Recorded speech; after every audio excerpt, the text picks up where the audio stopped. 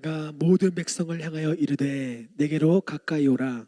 백성이 다 그에게 가까이 가매 그가 무너진 여호와의 제단을 수축하되 야곱의 아들들의 지파의 수요를 따라 엘리야가 돌 12개를 취하니 이 야곱은 옛적에 여호와의 말씀이 임하여 이르시기를 내 이름을 이스라엘이라 하리라 하신 자더라. 그가 여호와의 이름을 의지하여 그 돌로 제단을 쌓고 제단을 돌아가며 곡식 종자 두세 알을 둘 만한 도랑을 만들고 또 나무를 버리고 송아지의 각을 떠서 나무 위에 놓고 이르되 통 넷에 물을 채워다가 번제물과 나무 위에 부르라 하고 또 이르되 다시 그리하라 하여 다시 그리하니 또 이르되 세 번째로 그리하리라 하여 세 번째로 그리하니 물이 제단으로 두루 흐르고 도랑에도 물이 가득 찼더라. 아멘. 상국교회에서 이렇게 금요기도회를 통해서 또 말씀을 나누고 또 찬양을 나눌 수 있어서 또 은혜를 나눌 수 있어서 너무 영광스럽게 생각하고요, 또 감사하게 생각합니다. 이렇게 온라인으로라도 예배를 드리고 또 은혜를 나누려고 하는 상국교회의 모습을 보면서 한국교회에 희망이 있다고 믿고요, 또 하나님께서 오늘 우리를 축복하시고 또 우리를 치유하실 줄로 믿습니다.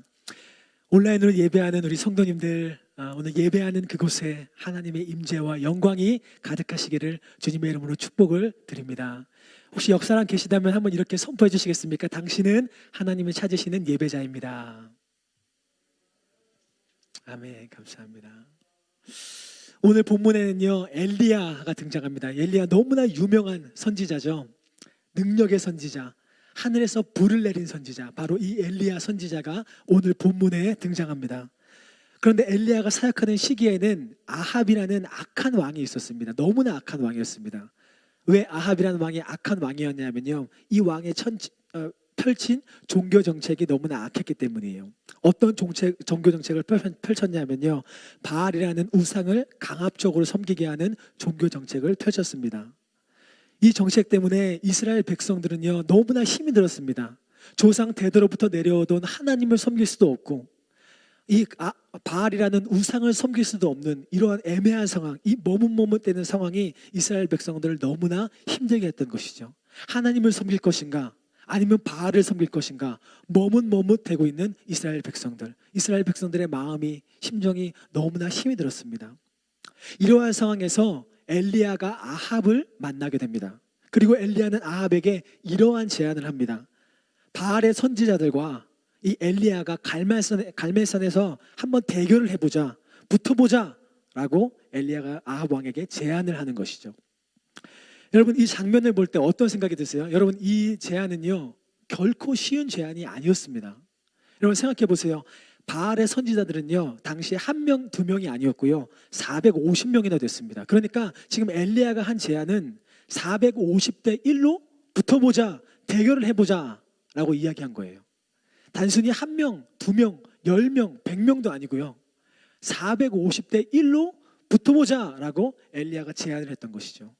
또한 이 바알의 선지자들은요 막강한 권세와 권력을 가진 사람들이었습니다. 왜냐하면 아합 왕의 지지를 받는 자들이었기 때문이에요. 그러니까 막강한 권력과 권세가 있는 이 바알의 선지자들, 한 명도 아니고 두 명도 아니고 450명이나 되는 사람과 자신 혼자서 대결을 해보자 라고 아합 왕에게 엘리야가 제안을 했던 것이죠. 결코 쉬운 제안이 아니었던 것입니다. 또한 이스라엘 백성들은요 머뭇머뭇거리고 있습니다. 제가 서두에서 말씀드렸죠. 하나님을 섬길 수도 없고 바알을 섬길 수도 없어서 머뭇머뭇대고 있었습니다. 그러니까 어느 누구도 엘리야를 지지해 주는 상황이 아니었던 것이죠. 엘리야는 정말 홀홀단신으로 그 바알의 선지자들, 아합 왕, 권력자들과 맞서야 하는 상황이었던 것입니다. 그런데 이 제안을 아합 왕이 한 것이 아니고요 엘리야가 아합 왕에게 이 제안을 했던 것입니다. 어떻게 엘리야는 이런 제안을 할 수 있었을까요? 어떻게 이런 선택을 할 수 있었을까요? 여러분, 엘리야는요 분명한 신념과 분명한 믿음을 가진 사람이었습니다. 어떤 믿음과 어떤 신념이었냐면요, 하나님께서 진짜 신이라는 믿음, 하나님께서 승리하실 거라는 믿음, 하나님께서 승리케 하실 거라는 믿음, 이 믿음이 엘리야의 마음 가운데 있었던 것입니다. 이러한 믿음과 이러한 신념이 있었기 때문에 이러한 어려운 선택, 이러한 어려운 제안을 엘리야가 할 수 있었던 것입니다. 여러분, 지금 이 시대에 우리에게 필요한 것이 무엇일까요? 바로 이 엘리야와 같은 믿음이고 엘리야와 같은 신념인 줄 믿습니다. 여러분, 요즘에 기독교가 참 많이 욕을 먹잖아요. 뭐 언론이나 댓글을 보니까 장난이 아니더라고요. 막 이런 말도 하죠. 죄송합니다. 개독교라는 표현도 쓰죠. 기독교가 너무나, 교회가 너무나 욕을 먹잖아요. 이런 상황에서 우리에게 필요한 것이 무엇일까요? 바로 이 엘리야와 같은 믿음과 엘리야와 같은 신념인 줄로 믿습니다. 하나님께서 참신이라는 믿음, 주위의 사람들이 아무리 우리를 욕하고 아무리 우리를 핍박해도 주님께서 승리하시고 하나님께서 승리케 하실 거라는 믿음, 바로 이 믿음, 이 신념이 우리에게 필요한 것이죠. 이 엘리야처럼 말이에요. 이 믿음과 이 신념이 있는 사람은 오늘 본문에 나왔던 이스라엘 백성들처럼 머뭇머뭇되지 않을 것입니다. 하나님을 똑바로 쳐다보고 하나님 안에서 승리하며 주의 임재 안에서 나아갈 것입니다. 오늘 이 밤 이 믿음과 이 신념이 여러분 안에 가득하시기를 주님의 이름으로 축복합니다. 온라인으로 예배하는 성도님들 안에 가득하시기를 주님의 이름으로 축복합니다. 이제 모든 사람이 엘리야의 제안에 따라서 갈멜산에 모였습니다. 450명의 바알의 선지자들, 아합 왕, 그리고 모든 이스라엘 백성들 전부 갈멜산에 모였습니다. 그리고 다 같이 모인 이곳에서 엘리야가 또다시 한 가지 제안을 합니다. 어떤 제안이었냐면요, 송아지를 각각 한 마리씩 각을 떠서 나무 위에 놓고 기도할 때 불이 임하는 신이 진짜 참신인 걸로 하자, 이기는 걸로 하자 라는 제안을 합니다. 이 제안에 따라서 먼저 바알의 선지자들이 기도하기 시작합니다. 성경에 보니까 아침부터 저녁까지 기도했다고 나옵니다. 아침부터 저녁까지 바알 신의 우상의 이름을 부르면서 기도합니다. 그냥 기도한 게 아니라요, 외쳐 부르면서 바알이여 응답하소서 응답하소서 외치면서 기도하기 시작합니다. 그런데도 응답이 없자 다른 기도를 또 더 추가해서 기도하기 시작합니다. 춤을 추면서 뛰면서 막 기도하기 시작합니다. 그런데도 응답이 없자 성경이 이렇게 이야기합니다. 몸을 상하게 하면서 기도하더라. 몸을 상하게까지 하면서 기도하기 시작합니다.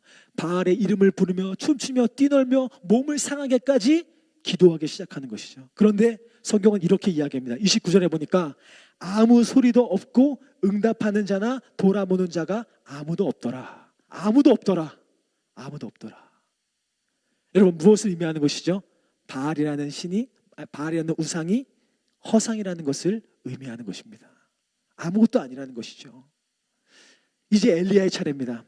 엘리야가 이제 기도해서 하늘에서 불이 임한다면 이제 엘리야는 승리하게 되는 것입니다. 자신의 기도를 통해서 불이 임한다면 하나님께서는 참신이 되시고 엘리야는 승리하게 되는 것입니다. 지금 엘리야에게 필요한 것이 무엇이죠? 바로 하나님의 불입니다. 하나님의 임재, 하나님의 승리, 하나님의 기적, 하나님의 은혜, 엘리야에게 지금 필요한 것이죠. 제가 이 대목을 보면서요, 여러분과 나누고 싶었어요. 오늘 우리에게 필요한 것이 바로 이것이죠. 이 엘리야가 필요한 것 말이에요. 하나님의 불, 하나님의 은혜, 하나님의 승리, 하나님의 기적. 오늘 이 밤 우리에게 필요한 것, 우리 그리스도인들에게 필요한 것이 바로 이것인 줄로 믿습니다. 이 불 말이에요.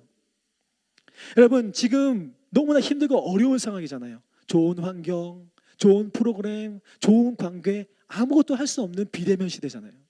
이렇게 이쁜 환경, 이렇게 좋은 건물이 있어도 함께 나와서 예배할 수 없는 시대고, 아무리 좋은 프로그램이 있어도 할 수 없는 시대고, 아무리 좋은 관계가 있어도 만날 수 없는 그런 시대잖아요.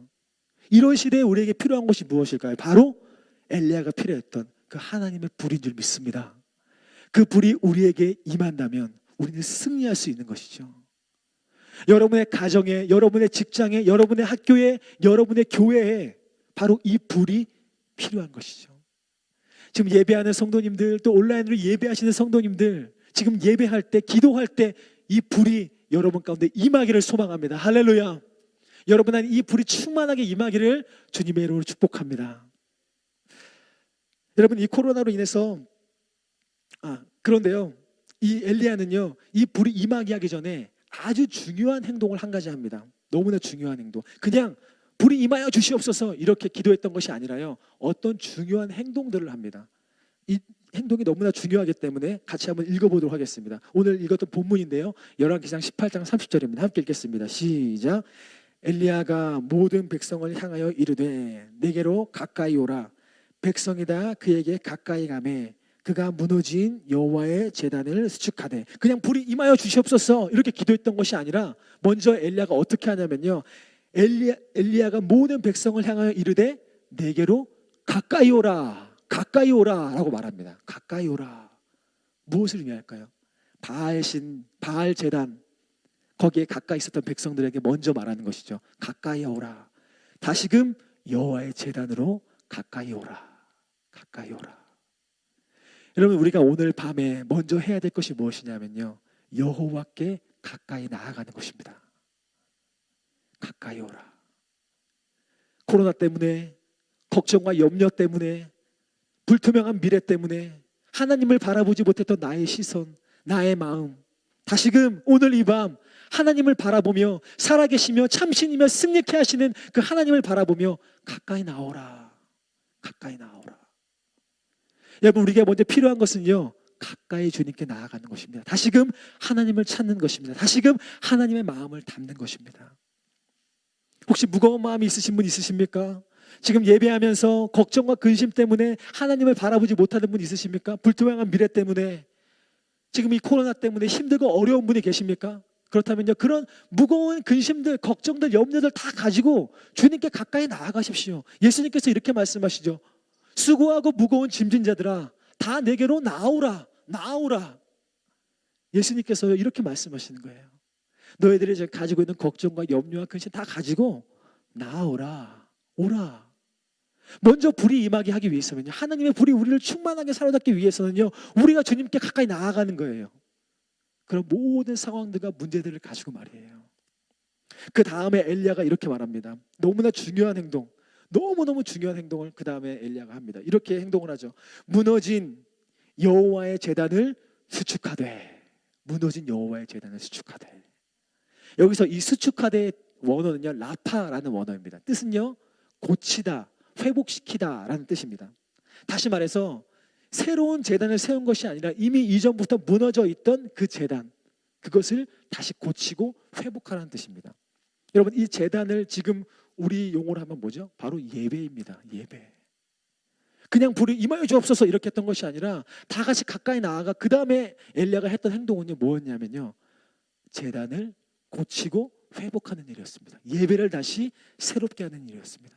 여러분, 오늘 이 밤에 한 가지 나누라면 저는 이걸 나누고 싶어요. 여러분, 우리가 지금 해야 될 것이 무엇일까요? 바로 이 예배를 회복하는 거예요. 이 제단을 다시 수축하는 거예요. 이것이 없을 때 우리의 영적인 파워, 영적인 힘들은요, 무너지기 시작하는 것입니다. 여러분, 그러므로 우리는 이 시간 이 예배를 회복하고 수축해야 될 줄로 믿습니다. 여러분, 코로나로 인해서 우리가 많은 어려움에 빠졌습니다. 경제적으로 어렵고 관계적으로 어렵고 너무 답답한 상황이 계속해서 이어지고 있습니다. 그 중에서도 우리 그리스도인에게 가장 힘들고 어려운 것이 무엇이냐라고 묻는다면 무엇일까요? 돈일까요? 경제적인 걸까요? 아니에요. 정말 참 그리스도인이라면 가장 힘든 것이 무엇이냐면 제대로 예배를 드릴 수 없다는 거예요. 그렇죠? 찬송도 자제해야 됩니다. 기도도 자제해야 돼요. 말이 되는 상황입니까? 부흥회도 제대로 할 수 없어요. 주중 예배도 제대로 할 수 없어요. 주일 예배도 제대로 할 수 없어요. 이렇게 온라인으로 예배를 계속 드려야 돼요. 너무 힘들고 어려운 상황이죠. 그러니까 제대로 예배를 드릴 수 없으니까 우리의 예배의 제단이 어떻게 되는 거예요? 무너져 내리기 시작하는 거예요. 예배의 제단이 무너져 내리기 시작하니까 그리스도인들이 어떻게 되는 거예요? 전부 다 힘을 잃고 힘든 상황 가운데 직면하는 거예요. 그러니까 상황이 커 보이고 코로나가 더 커 보이고 경제적인 어려움 이런 것이 더 커 보이기 시작하는 거예요. 왜? 예배의 제단이 무너졌기 때문입니다. 예배의 제단 말이에요. 요즘 성도님들을 만나면요, 세 부류가 계세요. 첫 번째 부류는 이런 성도님들입니다. 딱 만나서 이제 얘기를 나누다 보면 목사님 요즘 너무 힘이 들어요. 아, 왜 힘드세요? 예배를 제대로 드릴 수 없어서 너무 힘들어요, 목사님. 아, 좀 부흥회도 하고 싶고 좀 이렇게 부르짖으며 기도하고 싶고 막 찬양도 막 세게 하고 싶은데 어디 할 수가 없으니까 교회도 갈 수 없고 너무 힘들어요, 목사님. 예배를 제대로 드리고 싶어요. 이렇게 말씀하시는 성도님들이 계세요. 그러니까 개인적으로 전화가 와서 목사님 혹시 수련회나 부흥회나 어디 하는 데 없나요? 여쭤보시기도 하시더라고요. 꼭 지금 제가 없으니까 다 취소가 됐으니까 지금 요즘에 그런 데가 하는 데가 없네요. 그러면은 꼭 그런 부흥회나 수련회 있으면 목사님 저한테 꼭 연락을 주세요. 꼭 저 좀 데려가 주세요. 이렇게 연락하시는 성도님도 계세요. 이런 첫 번째 부르, 예배를 제대로 드릴 수 없어서 힘이 드신 성도님들. 두 번째 부르는 이런 부르세요. 온라인으로 예배하니까 너무 좋습니다. 준비 안 해도 되고 왔다 갔다 안 해도 되고 꼴보기 계시는 사람 안 봐도 되고 너무 좋습니다, 목사님. 뭐 이렇게 식사하면서 예배도 볼 수 있고요. 설거지하면서 예배 볼 수도 있고요. 이게 나중에 대면으로 풀려도 온라인으로 계속 예배 드리고 싶어요. 이런 성도님들도 계세요. 여러분, 예배는요 보는 게 아니죠. TV 보는 것처럼 이렇게 하는 게 아니죠. 시청하는 게 아니죠. 드리는 거잖아요. 하나님의 이름을 높여드리고 하나님께 나의 마음을 드리는 거잖아요. 예배가 무너지기 시작하는 거죠. 그래도요, 이 첫 번째, 두 번째 부류는 어쨌든 예배를 드리려고 하시는 분들이에요. 그런데 이 세 번째 부류 정말 심각합니다. 어떤 분들이냐? 예배를 아예 드리지 않는 거예요. 어떻게 할 수 있냐? 지금 여기도 지금 유튜브로 생방송을 하고 있죠. 1,500명, 2,000명씩 출석하는 교회에 유튜브 조회수가 500도 안 나오는 거예요. 뭘 의미합니까, 여러분? 예배를 안 드린다는 거예요. 예배를 안 드린다는 거예요. 그냥 안 드려버리는 거예요. 지금 어떻게 되는 겁니까? 예배의 재단이 무너지기 시작하는 거예요. 무너지기. 그러니까 영적인 힘을 다 잃고 한국교회 안에 위기가 찾아오는 거예요. 물론 한국교회만 위기는 아니지만 전부 지금 우리 한국 자체가 위기지만 힘들고 어려운 상황이 계속해서 더욱더 지속되는 것입니다. 그렇다면 우리가 해야 될 것은 무엇일까요? 예배의 재단을 수축하는 것입니다.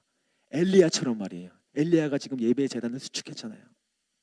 그렇다면 예배의 재단을 어떻게 하면 수축할 수 있을까요? 예배를 다시 회복한다는 건 어떤 의미일까요? 예배의 성패가 어디에 달려있습니까? 우리에게 달렸을까요? 우리가 예배를 열심히 드리고 좋은 찬양팀이 함께 예배 드리고 좋은 사운드, 좋은 환경에서 멋있게 다 함께 모여서 예배 드리면 하나님께서 예배를 받으시는 성공한 예배가 될까요? 아니죠. 예배의 성패는 우리에게 달려있지 않죠. 누구에게 달려있습니까? 하나님께 달려있습니다. 어떤 예배가 성공하고 어떤 예배가 실패한 예배입니까? 하나님께서 받으시는 예배는 성공한 예배고 하나님께서 받지 않으시는 예배는 실패한 예배죠. 아벨의 예배는 하나님께서 받으셨기 때문에 성공한 예배고 가인의 예배는 하나님께서 받지 않으셨기 때문에 실패한 예배죠. 똑같이 곡식을 드리고 똑같이 첫 예배를 드렸지만 받으시냐 받지 않으시냐, 바로 이것이 성패의 차이죠. 그렇다면 예수님께서 받으시는 예배를 드린다면 그 예배는 성공한 예배가 되는 것입니다. 그렇다면 예수님께서 받으시는 예배는 어떻게 드리면 예수님께서 받으시는 예배가 될까요? 예수님께서 알려주신 방법대로 드리면 그 예배를 예수님께서 받으시겠죠. 예수님께서요, 이렇게 예배하라라고 우리에게 알려주셨습니다. 요한복음 4장 24절 말씀 한번 띄워주시면 같이 읽겠습니다. 시작. 하나님은 영이시니 예배하는 자가 영과 진리로 예배할지니라. 아멘. 아멘.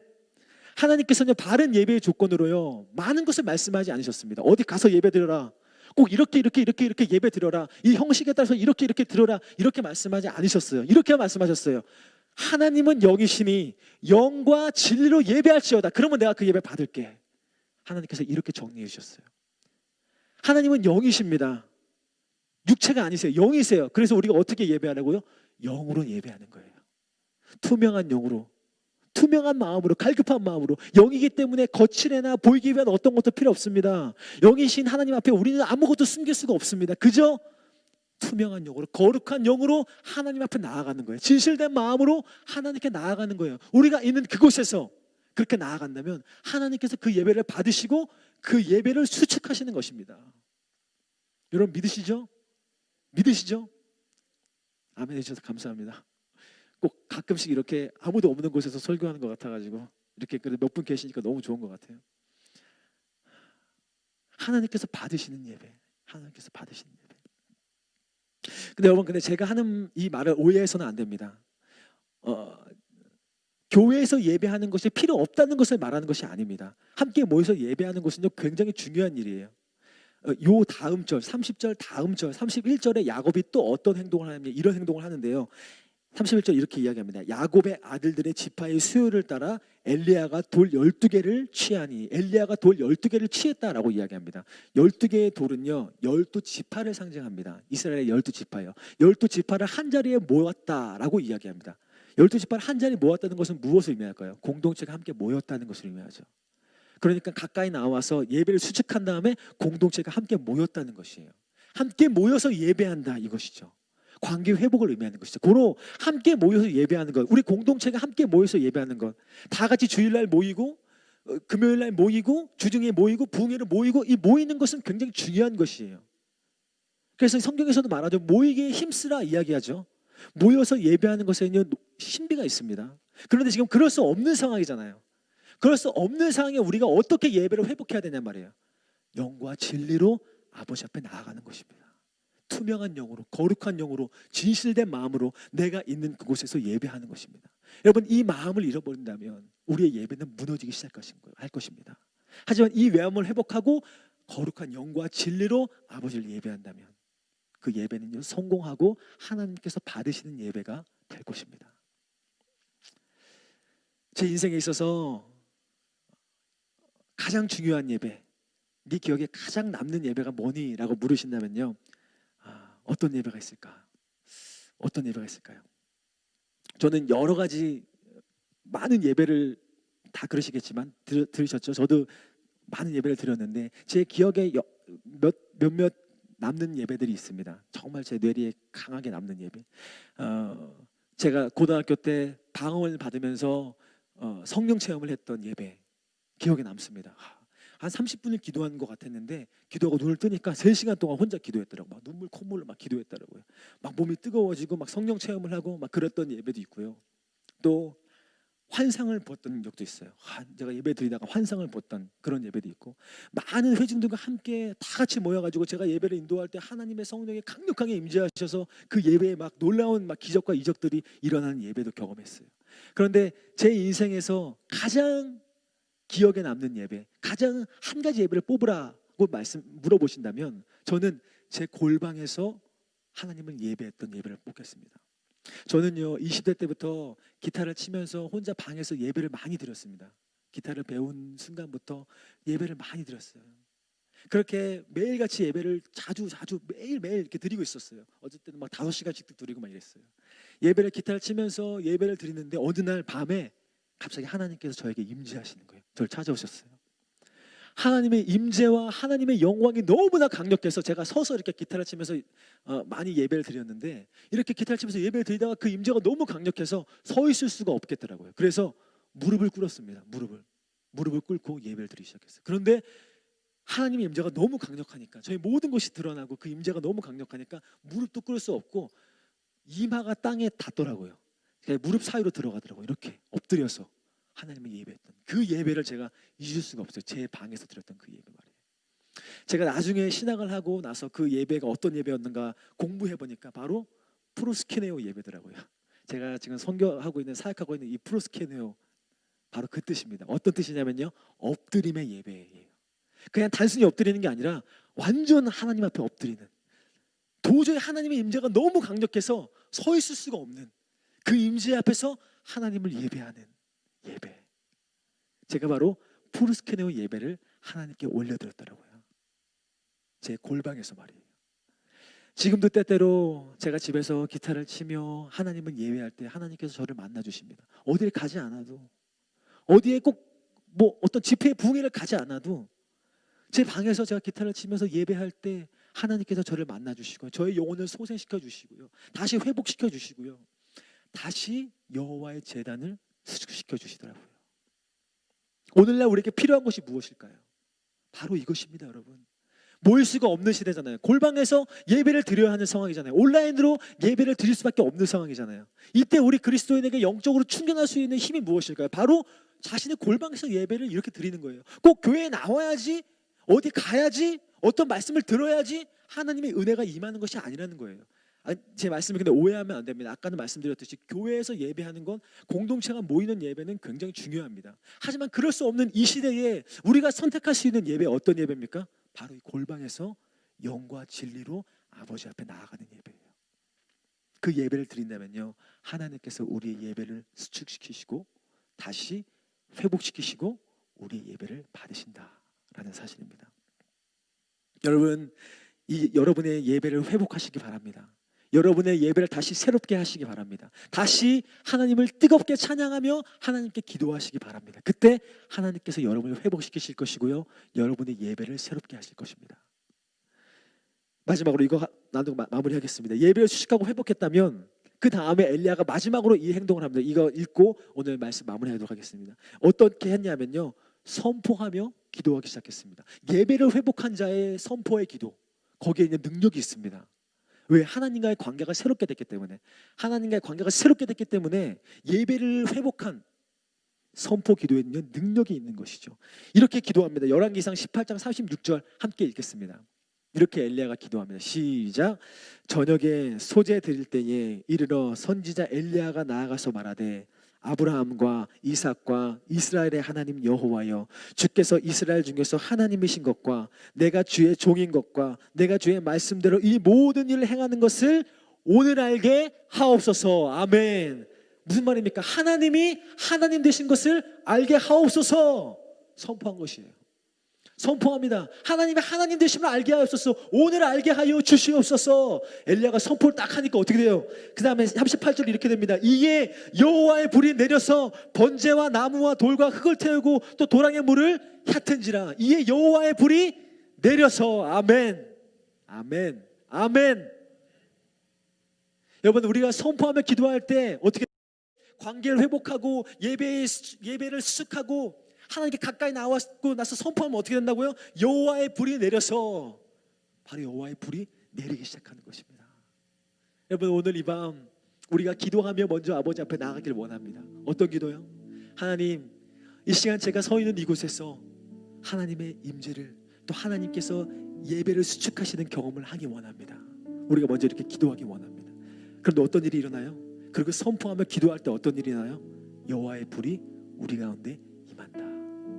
그때 세상에서 어떤 공격도, 코로나의 공격도, 어떤 누구의 공격도, 누구의 비난도 들리지 않죠.